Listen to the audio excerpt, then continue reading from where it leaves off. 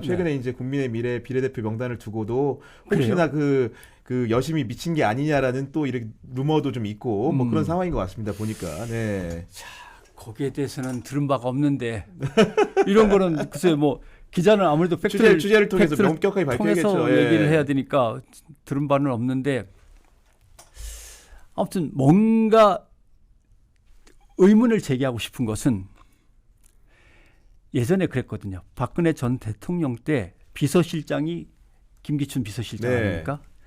검찰 취재할 때 보면은 김기춘 검찰총장이 이야기를 하면 그대로 받아 적다 보면 나중에 그걸 기사로 옮기다 보면 손 볼 데가 없어요. 거의 완벽한 하나의 문장이 그냥 나와요, 입에서. 아, 그때 출입하신 겁니까? 예. 아. 그냥 받았으면 그게 하나의 완결된 문장이에요. 그렇게 완벽 추구자였는데 대통령 비서실장을 하는데 지난번에 했던 거하고 이번에 했던 거하고 이러면 완전히 색깔이 다른 정책이라든가 아니면 전혀 안 맞는 결정들이 마구 쏟아지는 거예요. 그래서 그때 도대체 이걸 누가 결정하는 것인가? 김기춘 비서실장의 머리와 자존심으로는 이건 못 나온다. 용납이 안 되는 말들인데. 도대체 나올 수 없는 거고 그러니까 용납이 안 되는 건데. 문어로 이상한 글들이 나온 거잖아요. 쉽게 그렇죠. 얘기해서. 예. 글부터 정책부터 의사결정들이 막 이상한 거예요. 결국 그것은 국정농단이 뒤에 있는 거죠. 근데 지금 윤 대통령도 역시 마찬가지입니다. 보면은 비서진에서 저걸 중의를 모아가지고 대통령한테 건의하고 대통령이 마지막으로 검토해서 결정을 내렸을 것 같지 않은 희한한 것들과 황당무계한 것들이 계속 쏟아져 나온단 말이죠. 그다음에 저렇게 하면 비난을 살 게 뻔한데도 막 무작정 밀고 가는 거.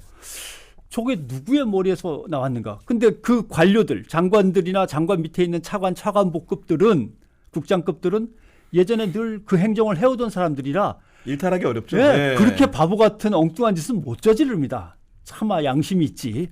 그러면 그건 도대체 어디서 오느냐. 대통령을 둘러싼 어떤 비선 지식인 그룹, 전문가 그룹이 있겠지. 근데 전문가는 또 전문성이 있어야 되는데 전문성도 또 떨어지는 것들이 쏟아져 나온단 말이죠. 그거는 다른 데서 들어오는 루트다. 그럼 다른 데는 어딘데? 저는 천공이라고는 믿고 싶지 않습니다. 네. 천공이 전달하고 싶으면 대통령한테 전화를 걸겠습니까? 못 걸죠. 감히 어서 전화를 걸겠습니까? 그러면 중간 뭔가가 있다. 매개체가.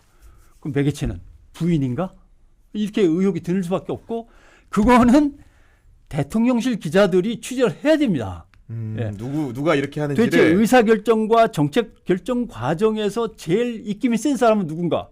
그건 청와대 아니면 대통령실에 들어가야 본 사람이 아는 거지 그걸 누가 알겠습니까? 저도 말씀 공감하는 게 그 언론에도 보도가 됐습니다. 저희 방송에서도 말씀하신 부분이 있고 패널이 지난주 토요일에 그 이제 황수석과 그다음에 이제 그 이종섭 대사의 귀국 문제를 놓고 거취를 가지고 비서실장하고 정무수석이 관저로 갔다는 거예요. 갔다.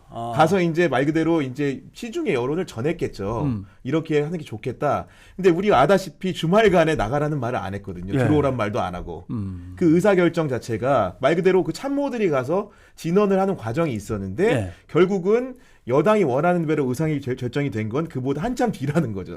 그렇기 때문에 아까 말씀하신 것처럼 인해 장막이 분명히 좀 있는 것으로 보인다. 황상무 수석에 대해서 아까 상당히 좀 깎아내리는 발언을 했습니다마는 이렇게 언론사에서 우리가 근무를 해봤으니까 내가 말실수를 해서 이 정도로 파장이 커지면 아유 그만둬야지라는 생각을 당일부로 할 겁니다. 당일부로. 아마 황상무 수석은 맨 처음에 제가 내려가겠습니다 했을 거예요. 당연합니다. 근데 밀고 가라는 얘기를 누군가가 해갖고 계속 밀다가 커지고 여당에서 균열이 있으니까 안 되겠다는 격전을 다시 했겠죠. 그러니까 그 과정 속에서 누가 개입한 거냐가 이제 문제가 되는 거죠.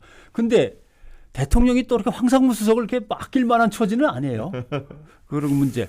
그 다음에 이제 전해 들은 얘기라 제가 팩트를 확인 못해서 참 말씀드리기는 난감하지만 이쯤에서 부인과 관련된 일이나 국정이 어지러운 거에 대해서 대국민 사과를 한 번쯤 하고 넘어가는 것이 총선에 도움이 되고 여당이 조금 입지가 나아지겠습니다라고 진언을 했다는 거죠. 그랬더니 단칼에 자르고 내보냈다는데 문제는 그 다음인 것 같습니다. 이것도 확인이 잘 안 되는데 확인을 좀 해보려고 그래서 비서실장하고 이제 비서진들을 모아서 얘기할 때 아까 그 인간들 말이야 하면서 야단을 치면서 마치 저거 바꿔버려야 되는 거 아니야라는 투의 질책이 나왔다. 이런 얘기도 있습니다. 그러니까 결국은 잘 안 먹히는 거죠. 주위에서 충원을 하지도 못하는, 해도 안 듣고 하지도 못하는 이제는. 그럼 포기하는 거죠 사실은. 네. 그래서 총선 결과에 따라 바로 레임덕입니다. 잘못하면.